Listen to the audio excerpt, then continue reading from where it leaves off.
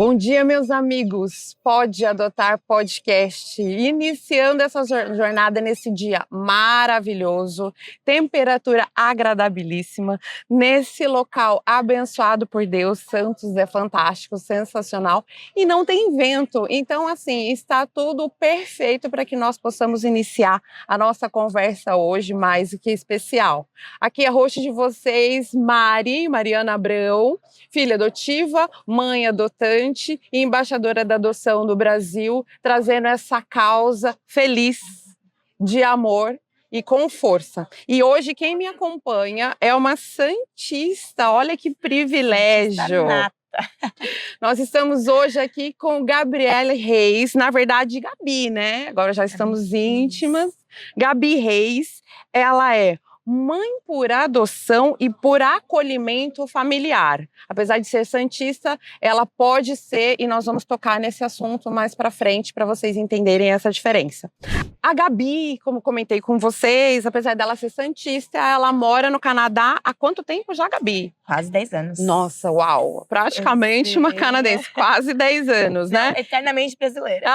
Ai, que ótimo! E aproveitando esse gancho, o que significa para você, uma eterna brasileira, uma santista, voltar aqui em Santos agora e falar justamente sobre isso, sobre a adoção família? Para mim, Santos é onde tudo começou, né? É lar. Aqui vai ser sempre o nosso lar. Então, a gente poder voltar aqui com a minha filha agora por adoção, para introduzir ela para a família, para ver, assim, né, viver a história, olhar a história passada e ver o que, né, aconteceu, onde a gente está hoje, é tudo muito especial. É como conectar o passado, aquela menininha de 14 anos, quando começou a vontade de um dia adotar, né, ainda muito romantizada, aquele sonho. E estar hoje aqui com a minha filha nos braços. É muito especial, com certeza, assim, um momento muito mágico. Foi marcante, né? Que legal. A Gabi, pessoal, ela é dona do perfil Ninho Escolhido.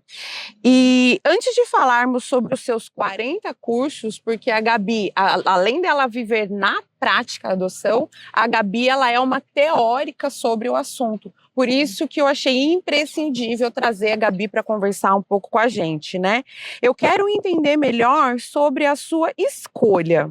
Como que a adoção e o acolhimento, eles entraram nessa vida e transformaram você? É importante a gente definir essas duas vertentes, né? A motivação e as duas vertentes. Sim. A adoção e acolhimento. Como funciona isso? Vamos lá. Como eu falei, a vontade de adotar sempre existiu. Sempre falei que eu queria, né, adotar um dia tudo. Obviamente, uma versão muito ainda menina, né? Eu quero, toda criança merece amor, eu concordo com isso. Mas era antes só o romântico em si. E aí, a gente, né, eu casei, fui pro Canadá. Na pandemia, a gente pensava em começar a tentar engravidar, mas a gente falou, vamos esperar acontecer a pandemia, ver o que acontece depois.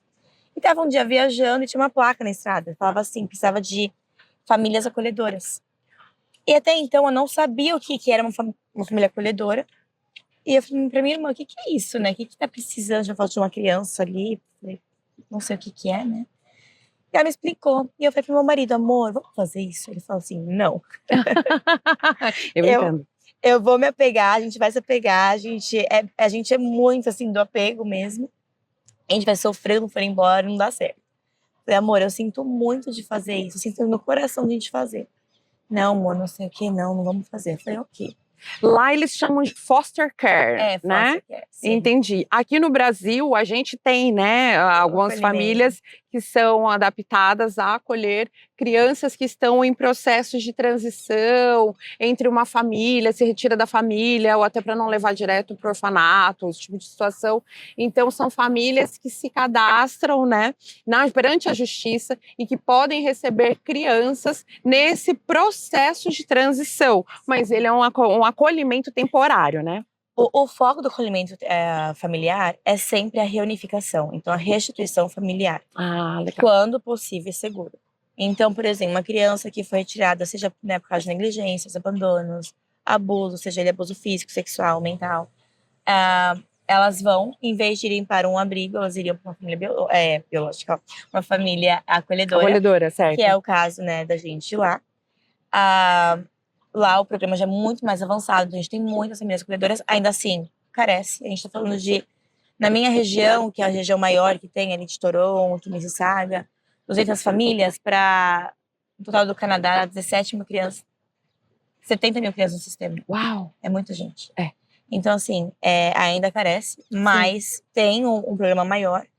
Então, em vez de irem para abrigo, elas vão para a família acolhedora, e aí elas ficam lá até o tempo que puderem voltar para os seus pais biológicos, quando não possível para a família biológica, né? Estendida, então, avós, tios, tias, primos. E se não for possível, aí sim elas vão para adoção. Então, é como se fosse um processo, normalmente até 6 anos de idade, lá. E aí, aqui, os critérios são um pouco diferentes. Até os 6 anos, tem que resolver esse processo em 1 ano. 6 anos de idade, a criança tem que ter uma resposta até em 1 ano. Se vai voltar para a família ou vai para adoção. Quando a criança é maior de 6 anos, pode ser até 2 anos. Então, é mais ou menos como funciona. Entendi. Se o prazo é cumprido, não. Sempre há exceções, o juiz sempre tem que estender a data, porque há muitas burocracias, assim como o Brasil tem um sistema por trás que é muito complicado, é muito burocrático, né? Então leva tempo. Envolve direitos de família, né? Envolve. Menores, direitos de família, situações sensíveis. Extremamente. Então, eu entendo que existe uma certa dificuldade para seguir certinho, né, a cartilha, né? Sim. E aí até surge uma dúvida aqui. Gabi, não tem orfanatos no Canadá? Vai ter o que eles chamam de group homes, então vão ser mais crianças, normalmente mais velhas, que ou têm uma dificuldade, né, que precisam de tratamento específico, ou que não tiveram um perfil de família acolhedora que pudesse estar acolhendo, mas eles tentam até o final realmente estar colocando em família acolhedora. Ah, entendi. Então é muito mais raro, assim, existem. Mas até pelo próprio nome, group home significa então que são lares menores, né? Depende, vão ter na média de umas 7, 8 crianças. Então, assim, sim. em casos muito extremos, quando eles não têm, né, nem a disponibilidade nesses group homes e nem em famílias acolhedoras, pode ser que a criança vá para o compartamento, eles colocam Airbnbs com vários quartos, com uma coordenadora olhando. Então, assim, tem também outros meios, mas o foco é sempre a família acolhedora. Com a família acolhedora. Olha, é bem diferente aqui no Brasil, né? Bem diferente. E aí, no caso, você tem a experiência dos dois lados, né? E aí você conseguiu convencer o seu amigo, seu marido, para se tornar a família acolhedora? Foi assim, eu uno muito, né, a espiritualidade com a fé. Então, no meu caso, foi muito nessa parte, muito a fé. E eu falei pra ele, olha, amor, eu sinto que a gente tem que fazer. Então, eu vou orar. E se der certo, se foi da vontade de Deus, sim, você vai sentir no seu coração e você vai mudar a sua opinião. Se não for, ele vai tirar do meu coração. E no final, 4 meses depois, eu tava já estudando, lendo a respeito. Ele, 4 meses depois, chegou e falou, amor, vamos tentar, vamos fazer o curso. E assim, é um curso sensacional. E foi quando eu comecei a entender essa questão da preparação emocional, porque é um curso que realmente prepara a ver a criança, a ver a família biológica da criança com outros olhos. Ah, entendi. Então, foi um curso mais ou menos de 1 ano e meio que a gente fez de preparação. Que legal. Antes, demorou muito mais após a pandemia, porque não podia ser presencial, era tudo online. E aí, depois desse tempo, a gente, então, se habilitou. 3, 4 meses depois, a gente teve a primeira filha nossa, que tinha 12 anos na época. A motivação, a princípio, era ali estar vivendo, no acolhimento familiar especificamente, era estar vivendo um pouco do que seria o adoção depois, sem ter o para sempre como data final, né? Porque ali o foco era, assim, a restituição familiar. Ah, tá. E aí, foi onde eu também aprendi toda a base do que eu carrego hoje, né? De como eu fui ali especializando depois e a vontade de realmente trabalhar nesse meio. E como a minha filha chegou até mim. Então, não foi um caminho linear assim, eu vou entrar numa fila e eu decidi adotar. Não, porque a gente não pensava em adotar naquela época.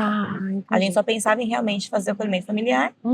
Parava por ali, né? E ali continuar recebendo crianças. Até a gente voltar a pensar, a tentar ou adotar, né? Então, foi um caminho assim que foi acontecendo muito naturalmente.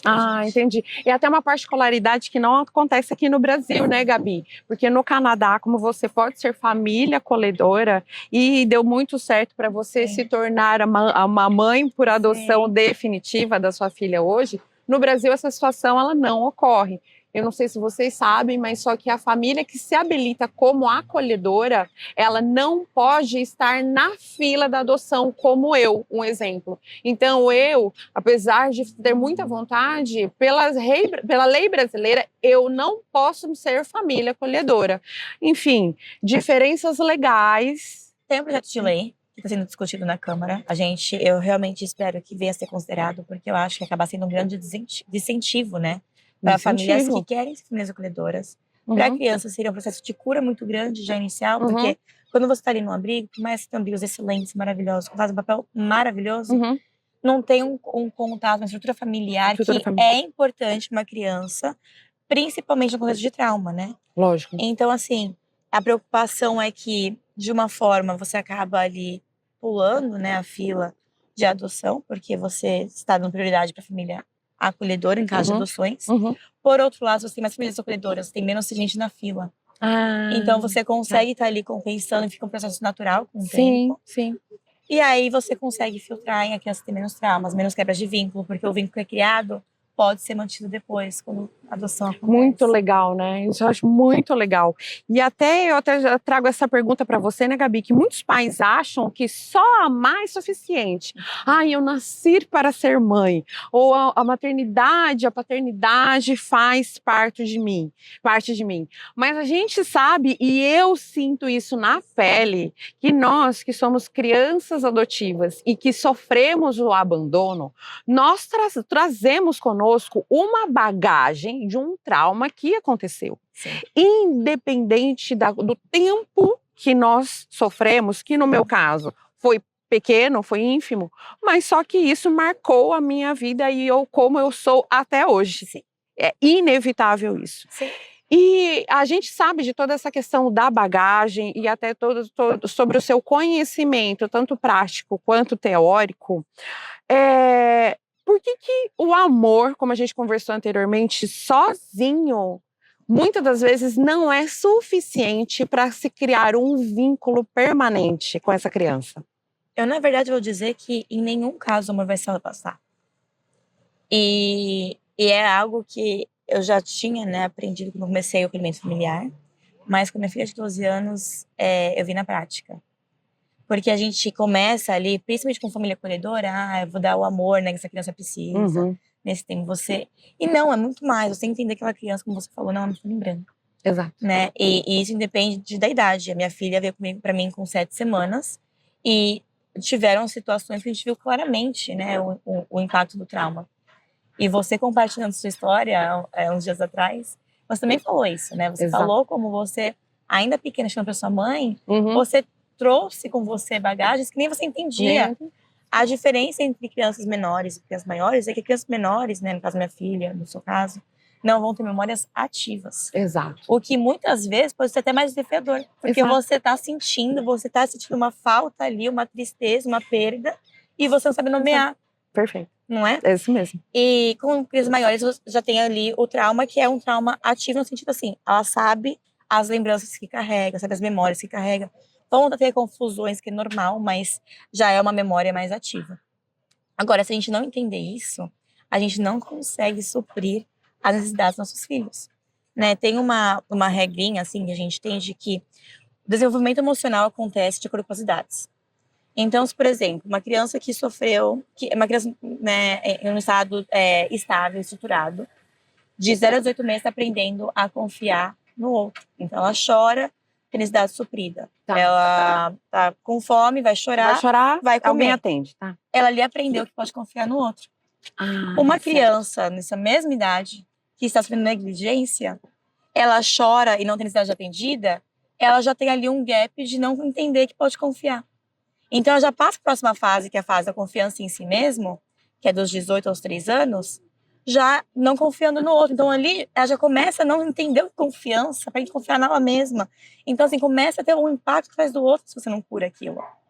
Né? Entender que a necessidade das crianças não é só fisiológica, é também emocional, é cultural. Então, assim, a gente tem um total de 7 baldes, que eles chamam, especialistas de adoção, que vão estar ali suprindo todas as necessidades, permitindo que a gente cresça e amadureça de acordo com cada idade, cada fase.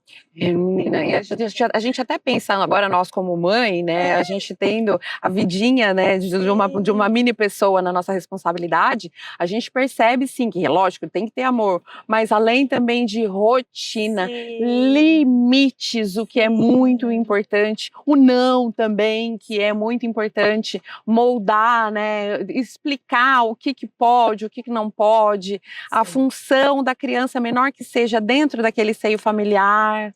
E assim, só para adicionar, se a gente não entende o contexto do trauma, a gente vai ver uma criança que está chegando confusa, com medo, sentindo vários sentimentos de adoção Tá. e reflete em comportamentos desafiadores, Uhum. e a gente vai olhar como uma criança difícil. Entendo. Se você não consegue entender que ali há um trauma e como o trauma opera, e o trauma não é só a questão, né? O trauma é como o nosso corpo reage a eventos. Certo. Então, não é só a questão do comportamento em si, mas é toda aquela bagagem que a criança carrega e não sabe lidar, não sabe expressar. Uhum. E aí você vai ver comportamentos difíceis. Pode ver, por exemplo, roubo, em caso de crianças que estão chegando. Você pode ver a questão de mentiras. E aí chegam pessoas para mim falando desesperadas, não, porque minha filha fez isso. Eu falo, gente, é normal, não estamos justificando. Exato. Mas entender que é possível, que acontece, te dá as ferramentas necessárias para que você já apoie para o seu filho e sua filha. Você já parte do processo de cura para que aquele comportamento não aconteça. Não acontece. É entender que o comportamento, ele diz uma necessidade não atendida. O comportamento é isso, é necessidade não atendida. Então, opa, tá acontecendo isso. Qual a necessidade do meu filho, da minha filha que não está atendida hoje, que eu posso me atender de maneira diferente? Entendeu? Perfeitamente. Então, assim, isso é entender que o amor não basta. Exato. E aqui no caso também, eu te trago o meu outro questionamento, né? Porque muitos pais, lógico, se preocupam, eu vou dar amor, e também muitos pais muito bem intencionados, eles acreditam que às vezes isso às vezes apenas isso é suficiente. Mas qual que você acha que seria o principal erro? Do amor basta? É parar por aí. Eu tenho muitos pais que chamam pra mim, eu estou na fila, né, de adoção há 2, 3 anos. E aí, nunca ouviram falar de trauma, nunca foram mais a fundo, né? E aí realmente já acham, não, porque tem muito amor pra dar. Eu acho lindo, amor faz parte, né? Nossos filhos precisam de amor, sejam eles biológicos ou por via adotiva.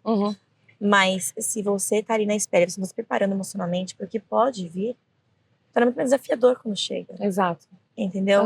Você realmente acha que vai ser ali um conto de fadas. As expectativas ficam desalinhadas, as motivações ficam desalinhadas.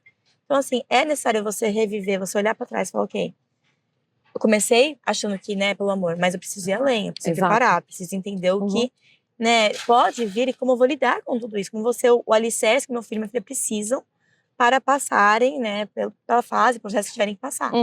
E muitas das pessoas falam sobre o preparo da criança em como receber, mas acho que pouca gente fala sobre o preparo emocional do adulto. De estar com toda a bagagem emocional muito bem recebida para poder receber esse serzinho, né? Sim. E assim, é o que você falou, a preparação da criança, eu ainda questiono, porque eu acho que a gente coloca muito peso, muita pressão naquela criança que não tem obrigação de nada, né?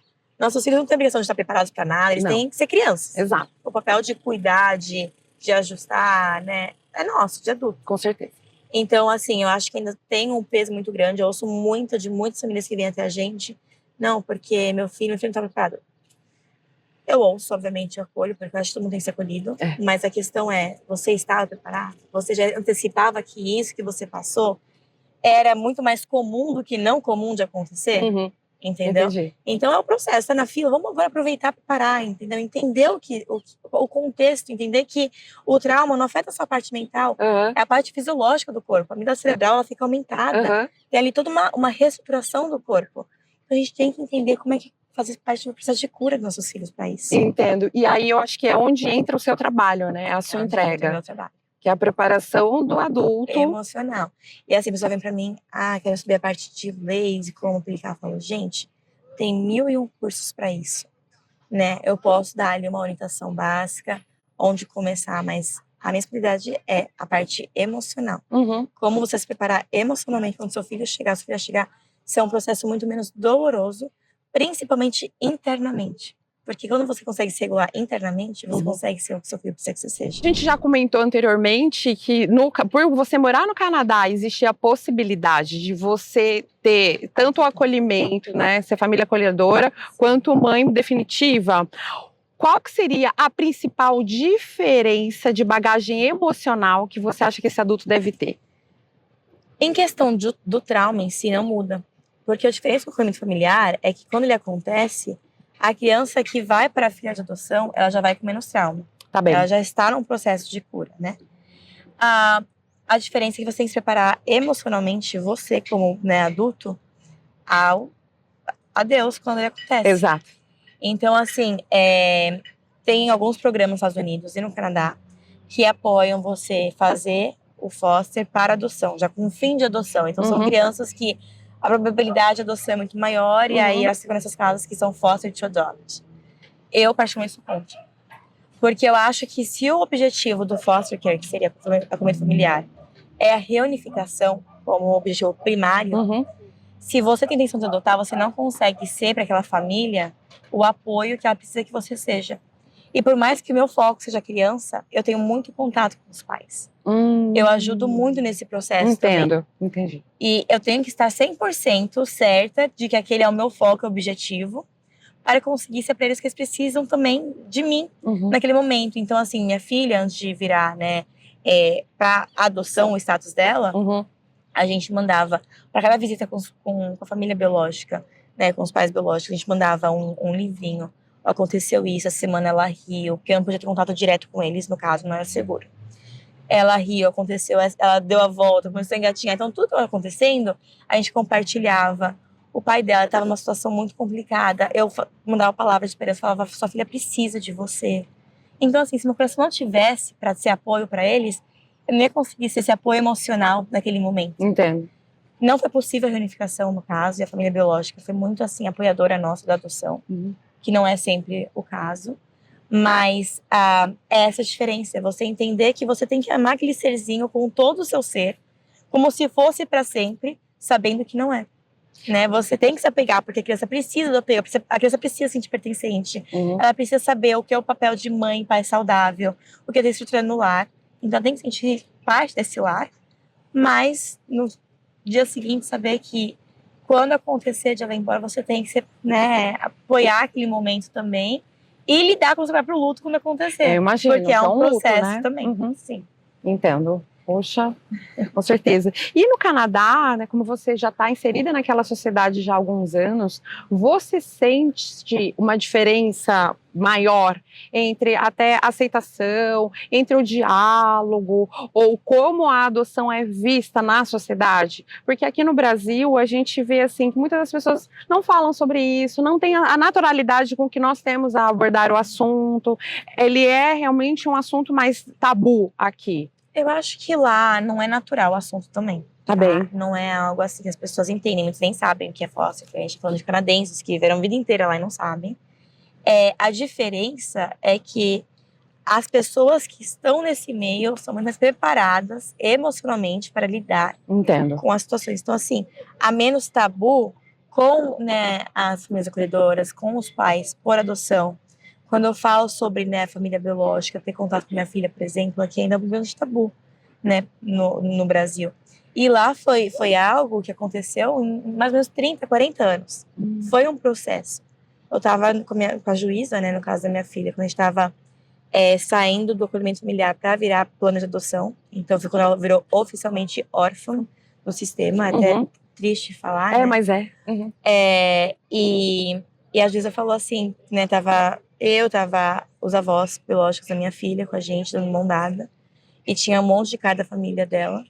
E ela falou, é tão lindo ver que depois de tantos anos de luta, ela falou assim, eu estava lá 30 anos atrás, falando que a gente queria chegar um dia no que eu tô vendo hoje. Então é muito lindo ver que numa história que houve tantas perdas, tantas tristezas, há aqui um respeito à história que vai permanecer na vida dela, como também um futuro de esperança. Então é isso. A adoção, ela não precisa separar, ela não precisa excluir, né? Eu acho que é isso que a gente ainda tem que trabalhar muito no Brasil, de como a gente consegue também ser apoio às famílias biológicas, quando possível, principalmente pensando no bem-estar da criança. Porque, né, óbvio que vão ter crianças que não vão ter o interesse de explorar a história, mas é importante a gente dar esse acesso, a gente dar a permissão de a criança poder entender a origem dela, de onde ela veio, por que aconteceu, né, e sem tabu. Porque não precisa ter. Minha filha, ela vai ter, né, ela vai saber que teve uma mãe antes de mim, que foi quem gerou, com quem eu tenho muito respeito, não conheço a mãe dela pessoalmente, mas a quem tem muito respeito e amor, ela gerou minha filha. Com certeza. Né? E assim, ela vai saber a história dela e O que ela quiser explorar, quiser saber, ela vai saber. E não é um problema, porque um dia talvez seria, mas eu me preparei, né? E eu entendi que não deveria ser pela minha filha. Com certeza. Porque, de novo, a bagagem dela importa, né? A bagagem que ela carrega faz quem ela é. Com certeza. A gente não pode excluir isso da história dela. Entendi. Então, é essa a diferença que eu vejo no Canadá hoje, que eu espero um dia ver no Brasil.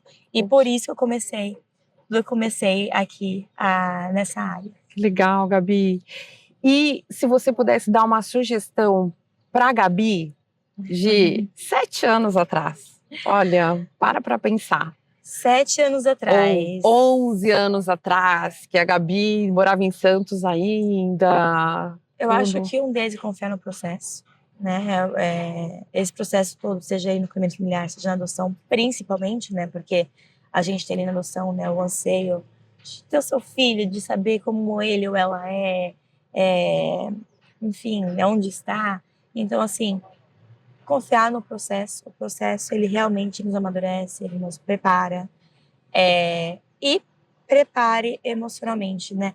Não tem problema você começar com a ideia de que você quer dar amor para crianças que precisam de amor. Não tem problema você começar com um incentivo, né, espiritual, não, para chamado cuidar dos órfãos, eu concordo. Mas ele não pode parar aí. Você tem que entender que quando você toma uma decisão, você está tomando a decisão de ser mãe e pai. Então a via é diferente, mas no fim das contas, a necessidade de ser mãe e pai vão ser as mesmas, num contexto ainda adicionado pelo trauma, que adiciona complexidades que não podem ser apagadas ou, né, diminuídas, porque quando elas são, é quando acontecem as devoluções, é quando acontecem mais traumas para a família adotiva quanto para os filhos. Então, assim, Gabriela, se prepare. Que ótimo, maravilha. Não, eu acho que até, né, a dica para mim também, para todos nós que estão nos ouvindo agora, né, que tem interesse no assunto. E aí, Gabi, antes da gente encerrar, eu gostaria que você falasse para o pessoal como que eles podem te contatar. Quais são suas redes sociais? Sim. Você responde o Instagram?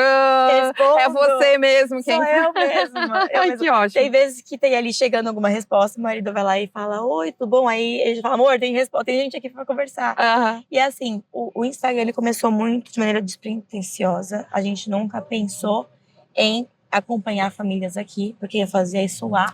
Presencialmente. Ah, entendi. Aconteceu conforme eu fui especializando. As redes sociais faziam contato, né? As nossas que têm contato com a gente. Nos cursos eu conheci outras pessoas que colocavam contato, ou, né, famílias, amigos, enfim, representando, mas nunca assim pensei em entrar no meio digital para isso. E aí a gente estava conversando, entrei em licença maternidade no Canadá, e eu falei pro meu marido, amor, tá muito atrás do Brasil nessa preparação. As pessoas não entendem o papel do trauma. Eu vi assim as pessoas, né, em alguns perfis falando, não, porque meu filho tá mentindo muito. Enfim, aí eu falava, as pessoas não ouviram que era comum isso antes. Sim. E são coisas que, né, eu espero que com o tempo a gente tenha pessoas no meio, então, né, psicólogos do meio, psicólogos do fórum principalmente, assistentes sociais, também mais informados pelo trauma, para passarem esse conhecimento para os pais, porque é importante entender, com certeza, né, tudo que a gente está adotando, não são só nossos filhos, como crianças, pessoinhas, né, ou adolescentes. E aí nisso começou o Instagram, muito pretensioso, para compartilhar conteúdo gratuito. Então eu estava terminando a minha terceira especialização na época. Eu falei, conforme eu for, né, vendo alguns temas, eu vou jogando nas redes. E achei que não ia dar em nada. E aí o negócio foi indo, crescendo, muita gente chegava até mim. E eu falo até hoje, muita gente pro Instagram vem pra mim desesperada, eu falo, não, vamos resolver isso. Então, assim, já teve casos que a gente pôde ver de pessoas que estavam já quase ali para devolver a criança. A gente conseguiu reverter, explicando, preparando ferramentas básicas que fizeram toda a diferença. Tem vários relatos, sabe? Então, assim, hoje o melhor meio de me contatar indo até Instagram, no Nem Escolhido. Lá tem acesso. Nós vamos colocar o arroba aqui, né? Para ficar mais fácil, né? O arroba Ninho Escolhido. Sim. Lá tem o acesso à Academia da Adoção, que é o quê? É um lugar onde você acha todas as ferramentas num lugar só. Então, a gente tem um curso completo do Sim ao Sempre. Lá, para todas as fases de adoção, do começo ao fim. Tem uma unidade de apoio, então uma rede de apoio ali que as pessoas compartilham muitas experiências. É muito legal porque são experiências muito pessoais que a pessoa compartilha ali e realmente serve de apoio um pro outro, sabe? Saber que não tá sozinho. Tem a parte de dúvidas comigo, então assim, Gabi, tô naquele momento super estresse acontecendo isso, esse comportamento surgiu agora. Eu respondo na hora ali, tá? Acesso direto a mim. Uhum. E tem várias outras séries que a gente vai colocando durante o ano. Vários novos cursos que a gente vai colocando. Tem uma área muito específica para quem tá esperando na fila. Então, a gente tem até um chat GBT. Pessoas que estão ali, por exemplo, questionando. Eu quero adotar. Tem toda ali... É como se fosse eu falando mesmo, que eu treinei aquele chat para estar conversando com a pessoa, tirando dúvida. Fazendo um desafio ali na motivação que a pessoa quer adotar. Então, assim, coloca várias perspectivas. Então, assim, é um mundo de coisas na academia. A intenção é realmente ter ali uma trilogia para cada diferente fase da adoção que a pessoa esteja. E ser apoio de preparo, né? No pré, no durante a espera, na chegada da criança e no pós-adoção. Porque, de novo, a adoção não é algo linear. A gente tem fases. Às vezes, na vida adulta, a criança veio criança. Na vida adulta vem algum sentimento, que é normal. Né? E você entender a normalidade dos sentimentos, emoções, ajuda a endereçar o seu filho, a sua filha, né? Como esses sentimentos e emoções chegam. E também a gente é paz, o sossego de que, né, é normal e a gente não precisa se colocar em um lugar inferior ou, enfim, diferente só porque a via foi diferente da chegada. Da chegada, com certeza, isso mesmo. E o seu principal meio de contato seria pelo Instagram mesmo? Lá você vai ter o link a todo o resto. Ai, perfeito. Então tá ótimo. Gabi, muito obrigada pelo seu tempo. Também o nosso encontro ele foi online e foi providencial, né? Sim. Parece história de filme, mas a gente percebe o quanto que esse encontro ele tem que ser necessário e primordial para que a gente possa dar andamento em ambos os projetos. Que no final das contas ele tem o mesmo propósito, né? Sim, assim, só um adendo. Quando eu conversei, né, aqui com você, entender a sua perspectiva como criança que foi adotada e dar voz a isso, eu achei sensacional, porque a gente conversou sobre isso. Ainda muito tabu, eu não vejo com preconceito, mas eu vejo muito tabu. Por quê? Porque, né, até com a minha avó, tava conversando com ela, te contei esses dias. E ela falou assim, filha, quando a gente sabia de adoção na nossa época, eram só casos que eram ruins, né? Casos difíceis, casos que, né, a criança estava nos extremos e os pais não sabiam como lidar. Mas casos de sucesso não vinham, não eram comentados, porque escondiam, né? A criança chegava lá, a mãe ficava longe alguns meses, chegava com a criança no braço, quando tinha engravidado. Então, assim, havia muito tabu ali de falar de adoção e o que chegava eram situações difíceis. E você traz a sua história, né, de sucesso, quão maravilhosa sua mãe foi, com a abertura ela deu para você, né, saber todas as suas versões. Isso daí mostra e incentiva outros pais a saberem, sim, que, né, não só pais, familiares com essa história, outras pessoas de saber que a adoção, ela é algo maravilhoso, sim. Ela é um processo que, como nada na vida, né, vai ser perfeito, mas nos torna mães, pais e filhos. Com certeza. Que é o objetivo final, né? É isso mesmo.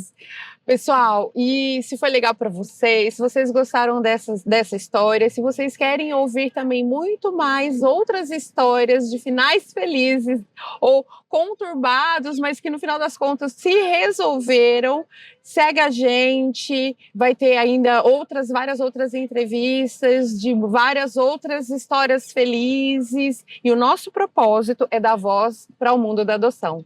Muito obrigada pelo tempo de vocês.